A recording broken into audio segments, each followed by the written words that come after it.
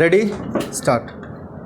With 159 Maoist cadres having been killed in anti-Naxalite operations led by security forces in 2024, the year so far has been one of major setbacks to the long-standing left-wing extremist movement in India.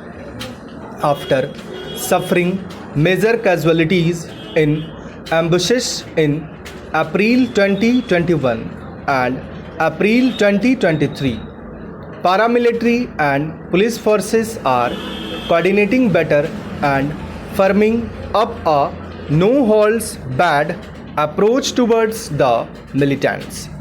This has resulted in the Maoists experiencing blow after blow in what is perhaps their only remaining bastion, South Chhattisgarh, even though they retain a presence other forested districts in Jharkhand, Bihar, Odisha and Maharashtra. The success in taking on the Maoists is also a consequence of the weakening base of support for the insurgents, as intelligence is a vital component of the operations. This should not come as any surprise, notwithstanding grievances against the Indian state among tribals in one of India's most forested and underdeveloped regions. There were always going to be fewer takers for the idea of a protracted war as espoused by the Maoists.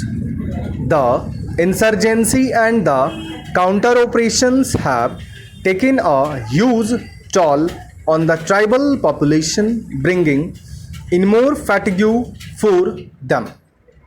That most of the dead among the Maoist cadres are tribal youth points to the tragedy that has befallen one of India's poorest states.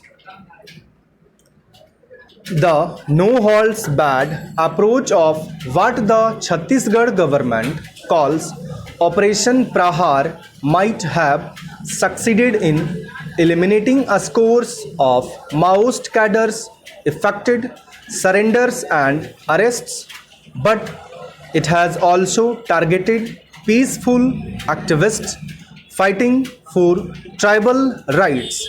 Civil society organizations have complained that the attacks on the Maoists have coincided with repression against activists and tribals.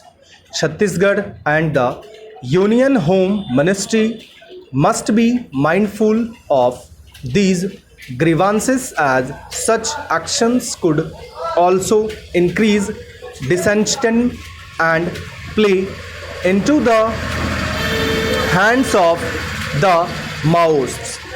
That streams of the Maoist Naxalite current have lasted for more than 5 decades shows that left extremism is still resilient in regions where governance by the Indian state is either absent or seen as detrimental to the marginalized sections. At despite its resilience, the Maoist movement, as experiences of similar currents across the world show, remains an anachronistic one, far from reaching any of its lofty goals.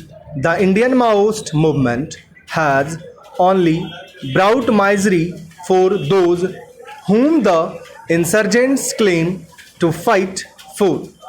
The earlier they realize the futility of their ideology and work towards using a spaces in the Indian democratic system to articulate concerns, the better it would be for the tribals who are caught in this never ending crossfire between security forces and the Maoist. Published September 6. Stop, ये मत लिखिएगा।